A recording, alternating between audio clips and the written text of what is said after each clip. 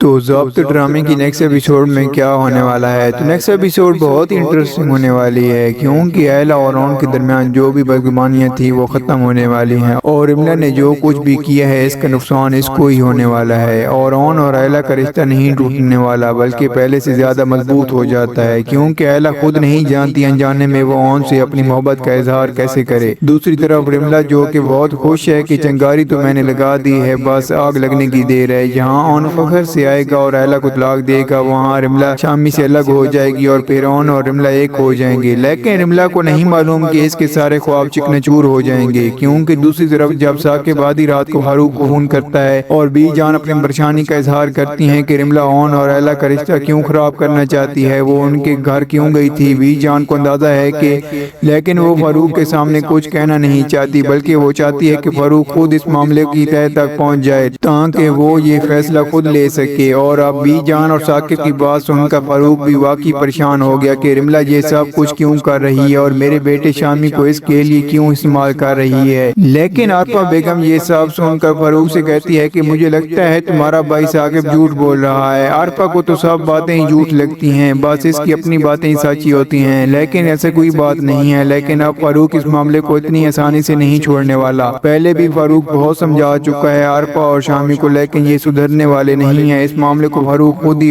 سے ہینڈل کرے گا اور دیکھے گا، اور وہ معاملے کی تہہ تک پہنچنا چاہتا ہے۔ اس لیے اگلے دن ہی وہ شامی اور رملا کو اپنے پاس بلا کر تفتیش کرتا ہے، تو ایسا لگتا ہے کہ رملا کے پاس پہلے ہی جھوٹ کا ذخیرہ ہے۔ وہ فوراً صاحب سے جھوٹ بول دیتی ہے اور کہتی ہے کہ میں وہاں اپنی خوشی سے نہیں گئی، دراصل میں اپنی اور شامی کی شادی کا کارڈ ایلا کے گھر دینے گئی تھی۔ ایلا نے خود مجھے بلایا تھا کال کر کے۔ اب یہاں شامی بہت خوش ہے کہ رملا کا دماغ اتنی تیزی سے کام کرتا ہے، کیونکہ شامی کا دماغ تو بس کام نہیں کرتا، وہ تو اپنی ماں اور باپ کے سامنے خاموشی سے بیٹھا رہتا ہے، کچھ بول بھی نہیں پاتا، اس کی بولتی بند ہو جاتی ہے۔ لیکن شامی صاحب آپ کو یہ بھی نہیں معلوم کہ رملا آپ کو صرف پیادے کے طور پر استعمال کر رہی ہے، جب اس کا کام ہو جائے گا تو وہ آپ کو پھینک دے گی۔ وہ بھی اون کو حاصل کرنے کے لیے یہ سب کچھ کر رہی ہے، کیونکہ وہ اون سے بہت شدید محبت کرتی ہے، جبکہ شامی کا خیال ہے کہ رملا یہ سب کچھ شامی اور ایلا کو دوبارہ ایک ساتھ کرنے کے لیے کر رہی ہے، لیکن ایسا کچھ نہیں ہونے والا۔ اور جس دن رملا کا جھوٹ صاحب کے سامنے آ جائے گا، اس دن فاروق اور عارفہ کے ساتھ ساتھ شامی بھی اپنا دماغ کھو بیٹھے گا، اور لگتا ہے اون نے بہت جلد رملا کا چہرہ صاحب کے سامنے بے نقاب کرنے کا فیصلہ اب کر ہی لیا ہے، کیونکہ اون اب اور زیادہ برداشت نہیں کر سکتا۔ جیسے ہی ان کے درمیان بدگمانیاں ختم ہونے لگتی ہیں، کوئی نہ کوئی رملا اور شامی ایسا کام کر دیتے ہیں جس کی وجہ سے پھر سے ان کے درمیان بدگمانیاں بڑھنا شروع ہو جاتی ہیں، کیونکہ اگلے دن اون بہت زیادہ اداس اور پریشان ہے کہ میں نے انجانے میں ایلا کو کتنی زیادہ تکلیف دے دی ہے، حالانکہ ایلا نے مجھے کوئی ایسی بات بھی نہیں کہی تھی۔ خاص کر کے ایلا کی یہ بات اون کے ذہن میں بار بار گھومتی رہتی ہے کہ اس ساری دنیا میں صرف تم ہی تھے جو مجھ سے محبت کا دعویٰ کرتے تھے، اور آپ نے جس طرح سے مجھ پر شک کیا ہے، میرا اعتماد آپ نے کھو دیا ہے، اور پھر آپ کو میرے بارے میں اتنی بڑی غلط فہمی کیسے ہو گئی تھی؟ آپ نے رملا کے جھوٹ پر یقین کر لیا لیکن میری سچائی نہیں مانی۔ چلیں آپ کو بھی میری بات پر یقین نہیں کرنا چاہیے تھا، لیکن آپ اپنے دل سے تو پوچھ لینا چاہیے تھا، اور اگر آپ کا دل بھی کہے کہ میں جھوٹ بول رہی ہوں تو بات یہیں پر ختم ہو جاتی ہے، اس بات کرنے کا کوئی فائدہ ہی نہیں ہے۔ اون کا خیال ہے کہ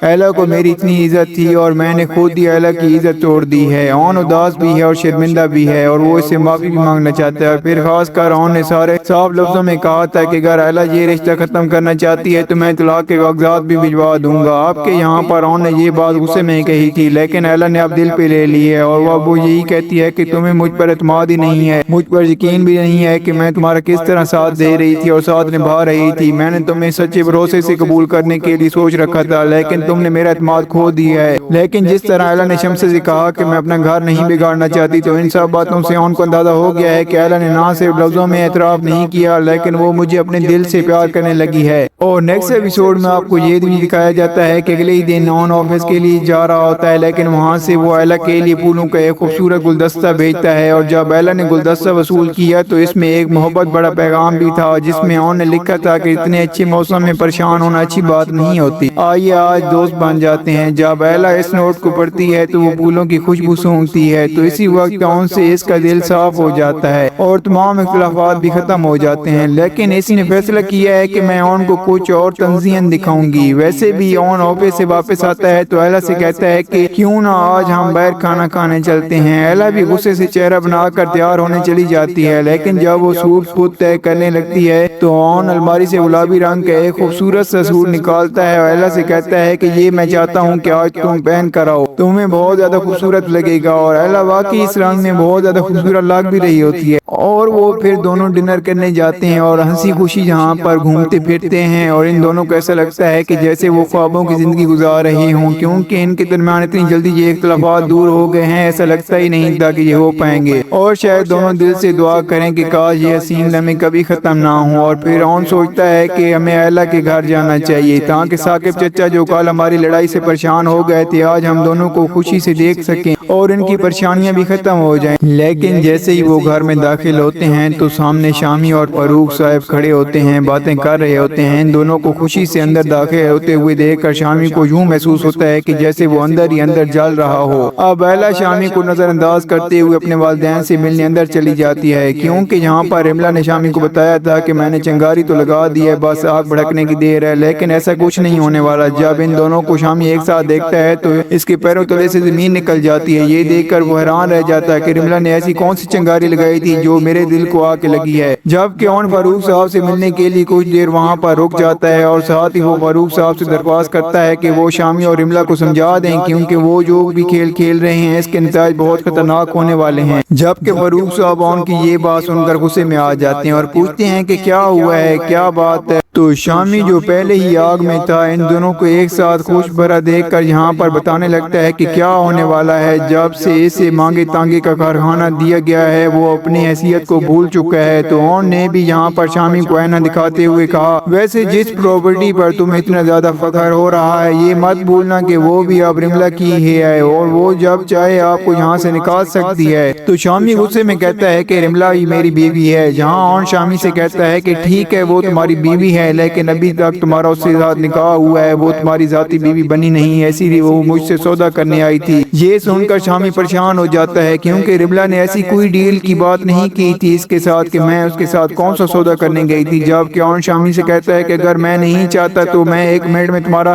سارا منظر نامہ بدل سکتا ہوں، لیکن میں ایسا ہرگز نہیں کروں گا کیونکہ میں تمہاری اور رملہ کی سچائی سب کے سامنے لانا چاہتا ہوں اور سب کو یہ بتانا چاہتا ہوں کہ تم کون سی گھٹیا چال ہمارے خلاف کھیل رہے ہو۔ لیکن یہاں پر اون نے رملہ کی حقیقت سب کے سامنے لانے کے لیے رملہ کو بلایا اور گھر کے باقی افراد کے سامنے رملہ سے کہا کہ آج تمہارا امتحان ہے، کیا تم سب کے سامنے سچ مان سکتی ہو، کیا تم مجھ سے محبت کرتی ہو اور شامی کو چھوڑ کر مجھ سے شادی کرنا چاہتی ہو، اور یہ بھی کہ شامی کا وہ سارا سچ جو شامی نے اپنے والدین سے چھپایا ہوا تھا اور جس کی وجہ سے ایلا کا کردار داغدار ہوا تھا۔ رملہ سے کہو کہ آج تمہیں وہ سچ سب کے سامنے بتانا ہی پڑے گا، اسی لیے عین ممکن ہے کہ رملہ اون کو اپنی سچی محبت کا یقین دلانے کے لیے سب کے سامنے سب کچھ ہی بتا دے۔ ظاہر ہے کہ ان دونوں کی حقیقت بھی سب کے سامنے آئی جائے گی اور ایلا کے کردار پر لگے ہوئے تمام داغ بھی دھل جائیں گے اور اون کی وجہ سے یہ سب کچھ ہونے والا ہے اور ایلا بھی یہ سب کچھ دیکھ کر بہت زیادہ خوش ہوگی کہ اون نے میرا کتنا زیادہ خیال رکھا ہے۔ اور شامی کی جیسے ہی سب کے سامنے سچائی آئے گی تو عارفہ اور فاروق صاحب دونوں ہی یہاں پر شامی کی اچھی خاصی دھلائی کریں گے اور اس کو ایک زوردار تھپڑ ہی دے ماریں گے اور اتنی بے عزتی ہونے کے بعد یہاں پر شامی اور رملہ کا رشتہ بھی ختم ہو جائے گا، کیونکہ رملہ تو پہلے دن سے یہ نہیں چاہتی تھی کہ میں شامی کے ساتھ شادی کروں اور یہ فیکٹری بھی رملہ کے ہی نام ہونے والی ہے اور دوسری طرف ایلا اور اون کی زندگی میں بھی خوشیاں آنے والی ہیں۔ تو کیا ہوگا دوستو، آپ کو کیا لگتا ہے، کیا یہاں پر شامی اور رملہ کی سچائی سب کے سامنے آنے والی ہے نیکسٹ ایپیسوڈ میں یا نہیں، اور کیا ایلا اور اون کے درمیان جو بھی اختلافات ہیں وہ ختم ہو پائیں گے اب یا نہیں؟ تو آپ کو جو بھی فیڈ بیک کو ہمیں کمنٹ میں ضرور دیجیے گا۔ اگر آپ کو ہماری ویڈیو اچھی لگی ہو تو ویڈیو کو لائک کر دیں اور ہمارے چینل کو سبسکرائب کر دیں تاکہ آنے والی مزید ویڈیوز آپ کو دیکھنے کو ملتی رہیں۔ شکریہ۔